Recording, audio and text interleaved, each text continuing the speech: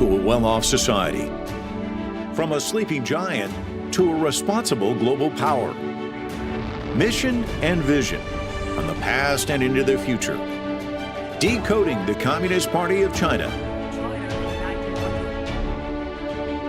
Centenary and Beyond, only on CGTN.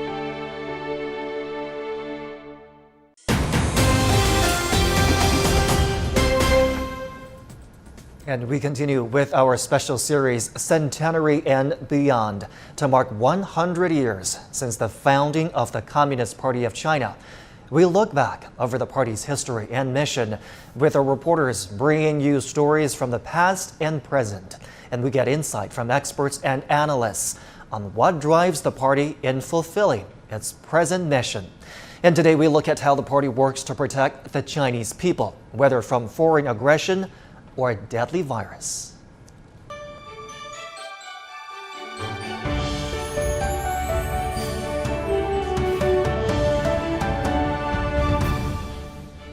And we have an incredible team on standby today covering this theme for us today.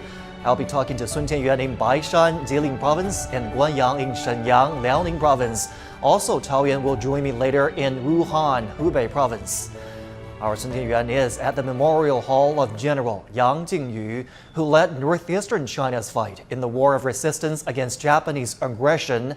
And our Guanyang is at the Shenyang Martyrs Cemetery, where volunteer soldiers who fought in the war to resist U.S. aggression and aid Korea were buried.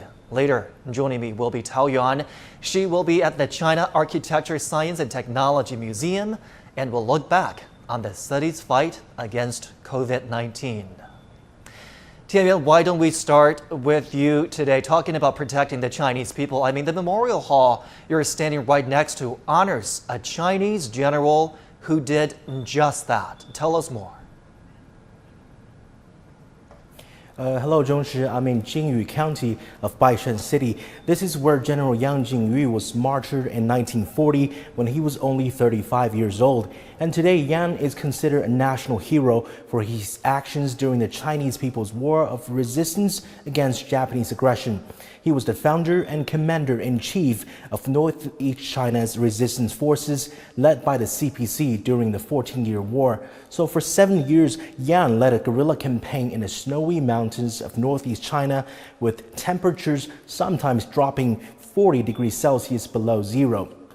And his forces were 30,000 strong at the height of the campaign. However, this paled in comparison to the Japanese forces they were up against, the elite and well-equipped Kwantung Army with 20 times more soldiers. Local historians explained to me World War II might have had a different outcome without Yang and his fighters. The Japanese could have marched north to hit the Soviet Union or south to reinforce their armies in central China. Yang's guerrilla fighters kept the Japanese invaders busy and hit them hard and made tremendous contributions in the bigger picture of the anti-fascist war. So in late 1939, the Japanese dispatched a large force to hunt down the general at any cost. One tactic they used was putting local residents into camps, both to cut off their ties with the resistance forces and the supplies they needed to survive the winter. And it was quite effective. Yang decided to ultimately disperse his army, taking a small group with him. But one by one, his comrades fell to the Japanese pursuit and extreme cold. The general was eventually the last man standing. In February 1940, after being tracked by the enemies for 5 days and nights in the snow, Yang found himself surrounded. Outnumbered, yet he still refused to surrender, fighting till his last moment on this very spot. And his iron will and persistence even earned the respect of his mortal foes. When the Japanese performed an autopsy on his body, they were astonished to find only undigested grass roots, cotton batting, and tree bark in his stomach. The fallen warrior hadn't eaten any food for 5 days before his death. The Japanese cut off his head and sent it to the headquarters in Changchun, sealed in a jar of antiseptic. Yang's head was found years later and laid to rest in a proper burial.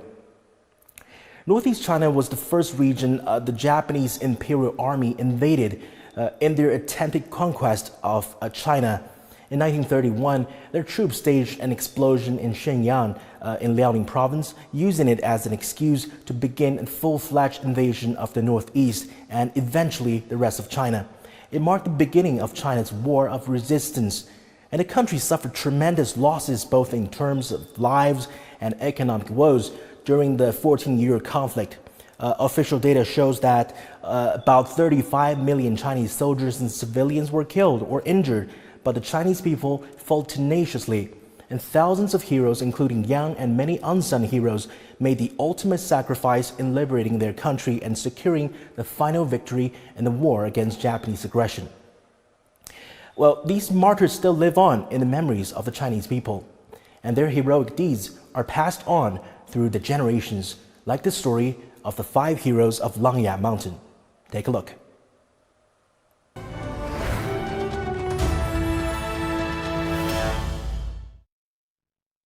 In September 1941, Japanese invaders sent 3,500 troops to lay siege to the headquarters of a Chinese resistance force on Langya Mountain. There were 40,000 people in the area, including soldiers and guerrilla fighters, but only 200 of them were combat ready. Trapped and outnumbered, Commander Yang Jingyu staged a fake attack to draw the enemy's attention to the southwest front. The Japanese troops took the bait. They had no idea thousands of Chinese civilians were retreating from the gap in the north. The 7th Company was left on the mountain to protect the main forces and cover the villagers' evacuation. It suffered great casualties engaging the enemies. By noon, there weren't many of them left. 5 soldiers volunteered to stay behind in the hopes of buying extra time for their comrades. They gathered some ammunition and led the enemies to a cliff away from the retreating group. Hours later, the 5 soldiers ran out of bullets. They began throwing rocks at their attackers. Then the soldiers smashed their weapons and jumped off the cliff. The Japanese troops realized that they had been fighting 5 people the whole time. They took a bow at where their Chinese opponents took off. 2 of them survived the fall after getting caught by tree branches on the way down. Their comrades, however, died along with hundreds of others martyred in battle. Their bodies may have long perished, but a dauntless spirit of heroes lives on. Also on our coverage today, Chinese soldiers' fight against imperialist forces laid a strong foundation for the founding of a new China in 1949. Just 1 year later, the People's Republic received a request from its neighbor, the Democratic People's Republic of Korea, to help it fight the U.S. China then sent volunteer soldiers to fight the war against U.S. aggression and aid Korea. Let's see if we have our reporter Guan Yang on standby for us. We'll talk to Guan Yang later on our coverage. But for now, it's not only during wartime that people risk their own safety for the greater good of the nation. Last year, Wuhan in central China was hit hard by the COVID-19 outbreak. Medics from all over the country poured in to help. CGTN's Tao Yuan has this story of an ICU doctor from Sichuan Province. For 2 months in early 2020, we filmed in the intensive care wards of Wuhan Red Cross Hospital. We had 18 beds accommodating critical COVID patients whose lives were hanging by a thread. The medical team was headed by Dr. Huang Xiaobo, an ICU pro brought in to help from southwest China's Chengdu city.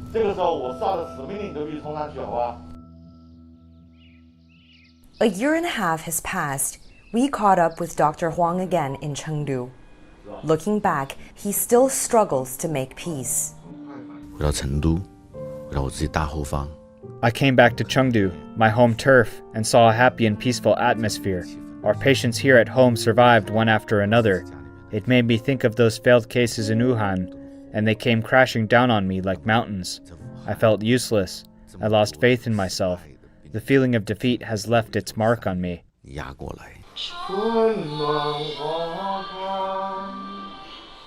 Huang defies the typical stereotypes of a doctor. Sentimental, bursting into sudden tunes of hope. Irrational, fighting death he knew was inevitable till the last breath. During those 2 months in Wuhan, the country put so much faith in us and supported us unconditionally. The faith that people place in one another, that was an unbearable weight. I mustn't let them down. Dr. Huang's ICU was the last line of defense between life and death. Apart from the patients, he needed to look after his own team. This kind of high-intensity work put pressure on everyone. Everyone was reaching their limits. I had more than 200 people on my team. I felt sorry for taking them on this mission. Dr. Huang's team fought for 54 days in Wuhan. Not a single medic was infected. But Dr. Huang says he's not a hero. I only remember my failed cases. As for the successful ones, I attribute it to the patients themselves. As doctors, we only helped and waited for them to recover. A year later, Dr. Huang and his team went back to Wuhan, to a city that was slowly healing. A grand reunion and a trip back to the ICU wards. You see sunlight shining into the wards. It felt totally different than last year.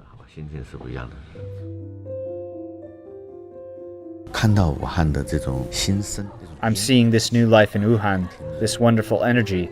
You hear the hustle and the bustle on the streets, the liveliness of the small restaurants. The shops are all open. We need to turn the page. I think I can finally let go. I've done my best. I have no regrets. The pain and loss from COVID-19 still fresh, but they're looking forward with hope. Taoyuan CGTN, Wuhan. Medical workers worldwide have been on the front lines of fighting COVID. Here in China, Communist Party members have played a significant role.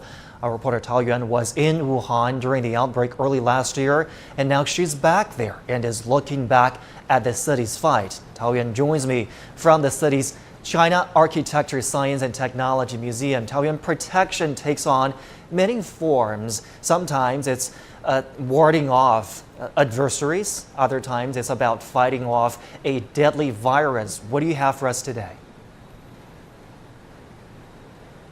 Exactly, Zhongshi. We talked about the sacrifice made by the medical workers, but I think it's not just about the doctors or nurses, right? It's people from all walks of life, volunteers, garbage collectors, police officers, community workers, construction workers. I think we all remember still very clearly and dearly that last year when the epidemic hit, 2 hospitals were built from scratch here in Wuhan, accommodating 2,600 more beds for COVID patients, offering hope to countless more.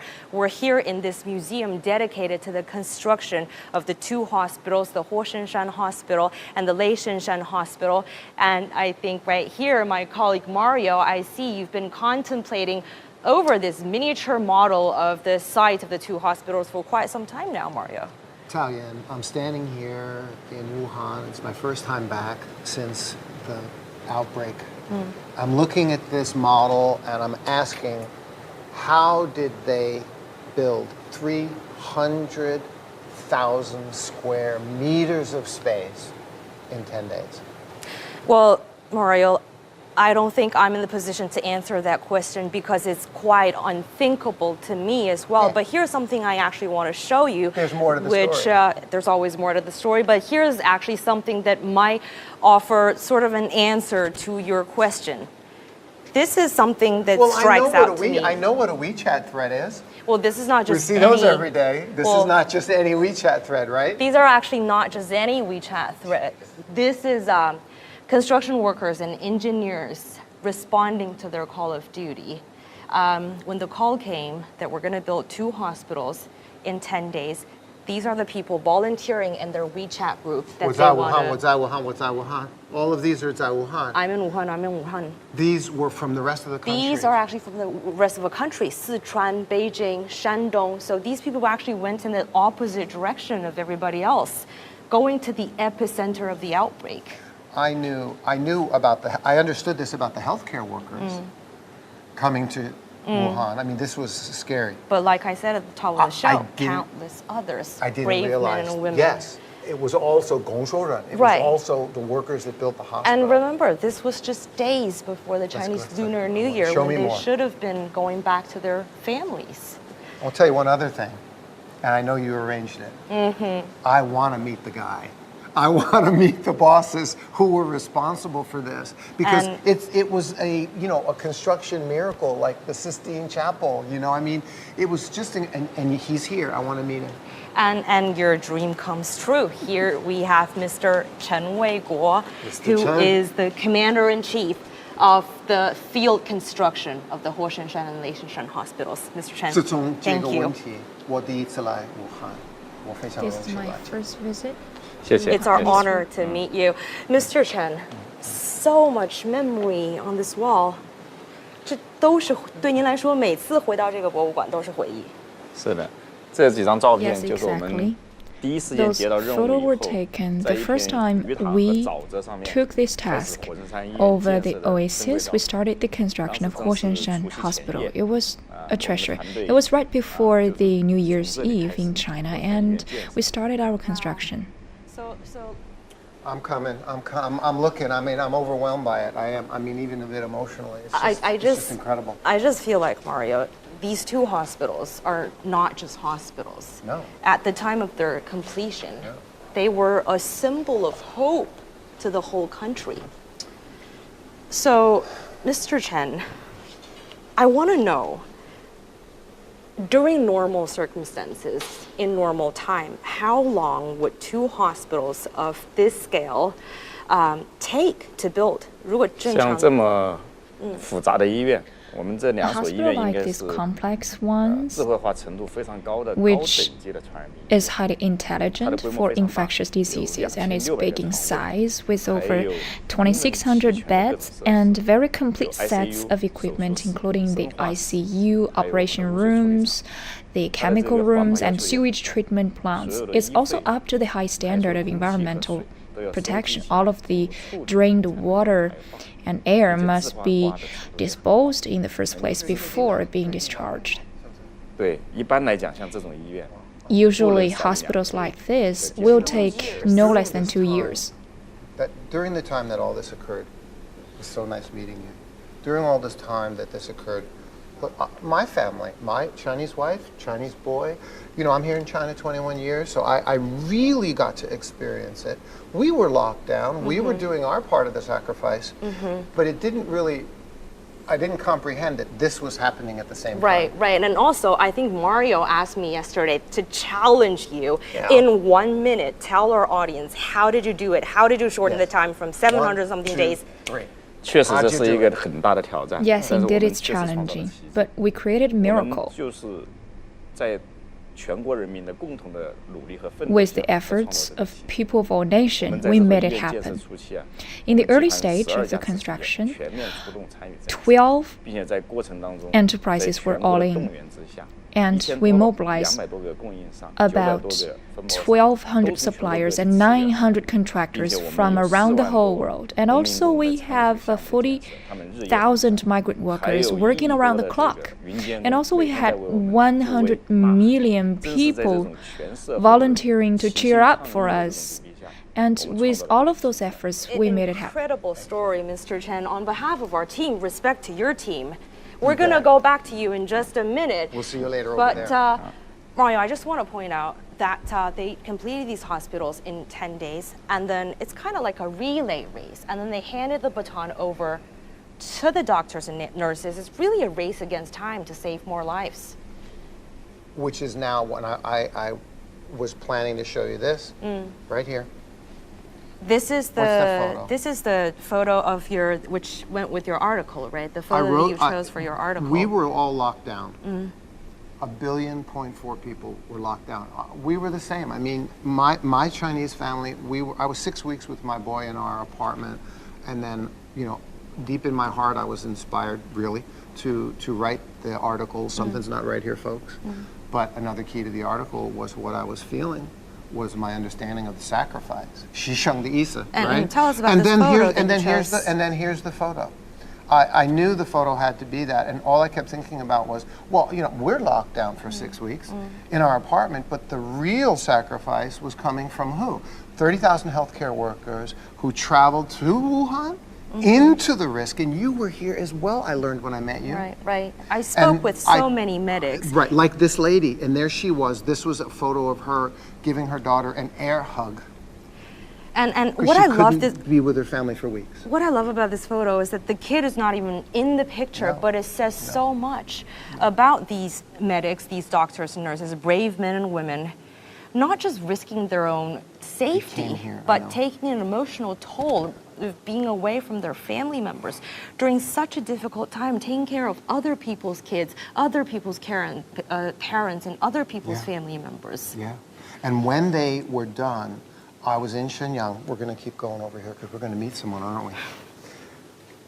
In Shenyang, I was standing on the Qingnian Dachao, on the Qingnian Bridge, when I happened to get the news from my friend that the doctors from Shenyang who had come to Wuhan to help were at the airport and in a procession coming back, and the city was celebrating. You welcomed them back, didn't you? Yeah. You welcomed them back. Yeah. So we're going to speak with one of the medics.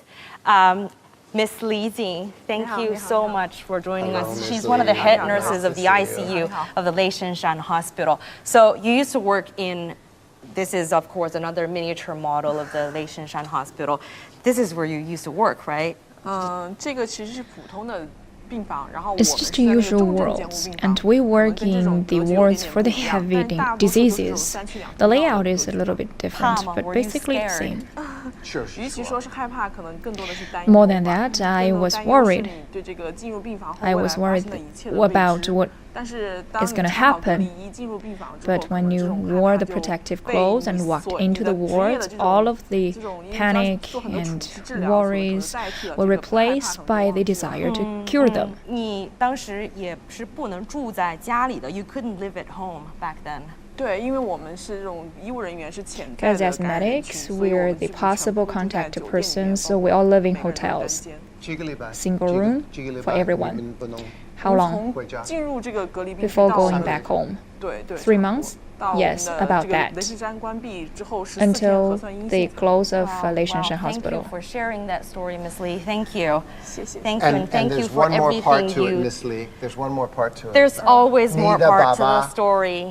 So let me take now's the time for me to remind you. What a lovely day for me. Happy Father's Day to all the dads out there, to my boy, to my daughter. Sending all the love. And you had that with your dad. And you wanted to thank your parents for respecting your decision. Yes, since today is the Father's Day, I would love to give my best wishes to my father and all fathers. And also I want to thank my father for supporting me when I was isolated from them. We're short on time. There's no more time for one more thing, but just tell me, Mario, what's your impression of this wonderful city now coming back after the pandemic? We've got 3 things on my mind. Spirit of sacrifice, revival of a city, the return of spring. And for Wuhan, that means cherry blossoms. And I just want to say one more thing, cherry blossoms, a symbol of Wuhan. And last year, when medics from all over the country came to help, they actually made this appointment that they were going to come back to the city to see the cherry blossoms this year. And that's exactly what they did. They came back to celebrate life and hope and everything we have today because of the sacrifice that they made. Thank you so much for inviting me. Thanks for joining me, Mario, and that's all from us. Zhongshi, back to you. Talia and Maria, what an incredible walk down memory lane there. Those pictures and WeChat threads on the wall gave me goosebumps. They're so vivid in telling what China's strength, what China's speed really is about. It's only been made possible by unbelievably selfless acts from just ordinary folks. Incredible reports there. Thank you for sticking around. I want to also take you back to our Guanyang in Shenyang. He is at the Shenyang Martyrs Cemetery for us today. Guanyang, you're also joining us today from a very emotional landmark there. Help us remember the history that the cemetery is trying to remember and honor. Hi, Zhongshi. The Korean War broke out in June 1950. Shortly after the founding of the People's Republic of China, and the fighting soon reached the Yalu River, which separates China from the DPRK.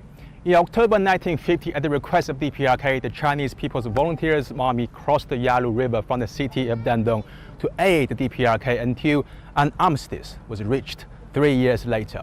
Now, this is the memorial wall of the cemetery with over 17,000 martyrs' names engraved on it.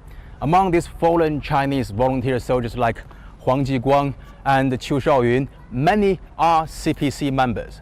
Their great spirit forged during the war is a long-lasting spiritual wealth which inspires the Chinese people to overcome all difficulties and obstacles.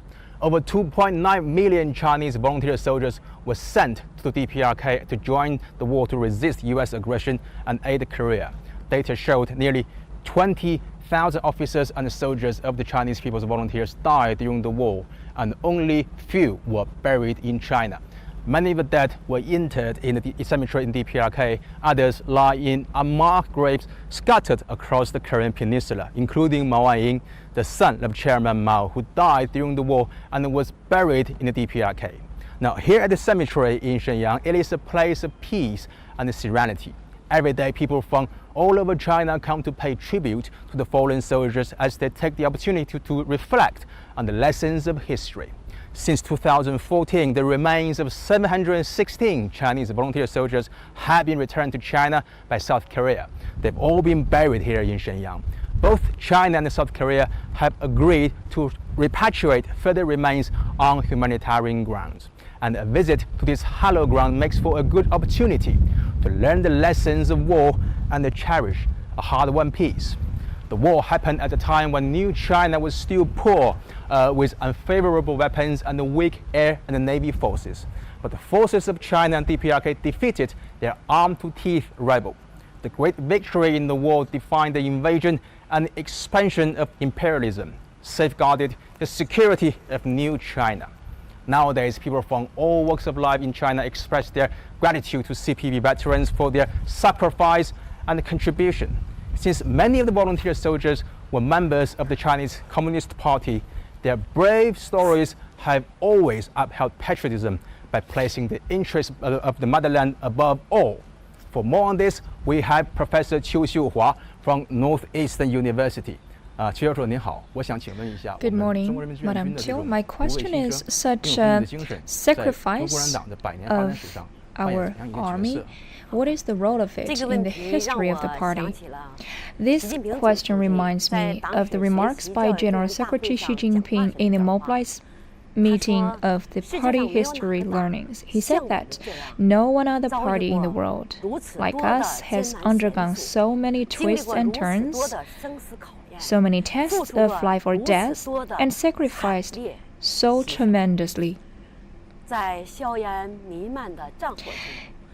In the gunfire of the war against U.S. aggression and aiding Korea, we forged a spirit which centers on the interests of the nation and our people, on the national security and ethnic dignity. The heroic volunteers have carried forward the spirit of fighting heroically and laying down their lives in front of the enemies, winning the final victory in the battles. Today, we are deeply aware that peace is hard-won. It was because of the sacrifice and the blood of the tens of thousands of heroes.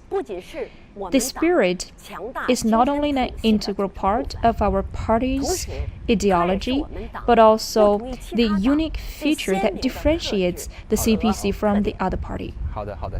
Thank you. Okay, thanks for that. That's all from me, Zheng Shi, from the Shenyang Martyrs Cemetery. Back to you. Our own Guanyang in Shenyang there. Guanyang, thank you so much. Now, for more about the spirit of CPC members, I have Professor Xia Lu from the School of Marxism Studies at Renmin University of China. Professor Xia, welcome to our special coverage here. My first question to you, throughout the history of the party, what has called members to join? Well, I would like to use a very trending word called the underlying code to express the kind of this spirit. I use the three keywords. The first one is confidence, the second one is the faith, and the third one is belief. So people have confidence, people have faith, and people believe what they are fighting for would be successful finally. And this is the force that attract people to join the party. I mean, the party members have a reputation for serving the people wholeheartedly and not fear sacrifice. This is not easy. This is especially not easy to do always. Where do party members get their strengths and their inspiration? Well, actually, this is due to the true nature of the CCP, of the CPC, because CPC is not like the normal political party as in other kind of rest of the world, because CPC is a mission-oriented world, and that mission is the devotion, commitment, and sacrifice. So this kind of mission requires the member to sacrifice and to serve the nation, serve the people. Professor Xia, a pleasure to have you on our special coverage today. Thank you so much for your time. The struggle for China's independence before 1949 is one of great heroism and sacrifice. But with the country now at peace and rapidly developing, our sacrifice is still needed in this new era. Let's hear what Chinese citizens from different walks of life think.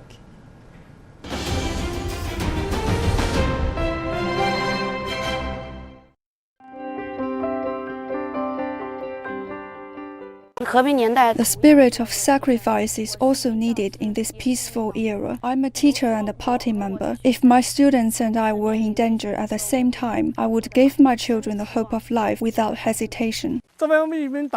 As a party member, you need to have the awareness to sacrifice your personal gains. We should put the interest of the general public first. 作为我们这个和平年代，我们这一代人，我们就要向他们学习，把他们的那种精神。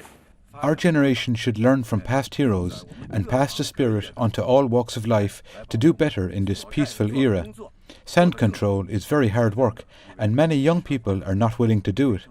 I hope more people can join us on this team to control the sand and improve the greening of our land.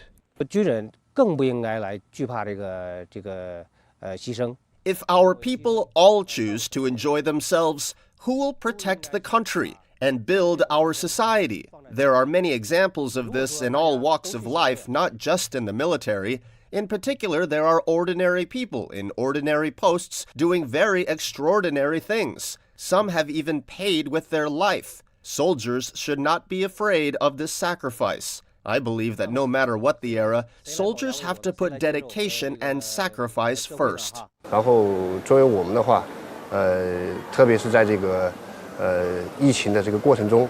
During the outbreak of the epidemic, I saw a strong demonstration of the sacrificial spirit. It was very challenging to build 2 makeshift hospitals during the Wuhan lockdown in only 10 days.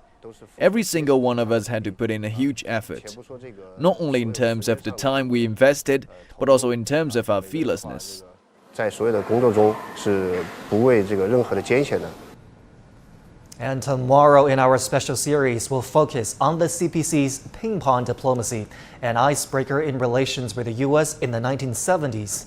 We'll also zoom in on the party's role in promoting relations with Africa, which have facilitated a major railway in Kenya.